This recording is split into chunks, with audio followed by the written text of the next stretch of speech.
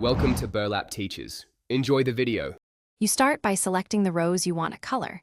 Click the row number or drag to cover many. Once selected, open the Format menu or right-click to reveal Fill Color and Conditional Formatting. You do this because Direct Fill applies an immediate visible change, while conditional rules adapt automatically as data changes. Make sure to choose the appropriate Sheet tab and verify protected ranges aren't blocking edits. Otherwise, you won't see the color options.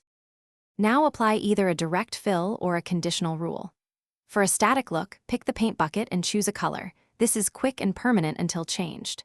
For dynamic coloring, open conditional formatting, set the apply range, pick a rule type or custom formula, then select a color for matches.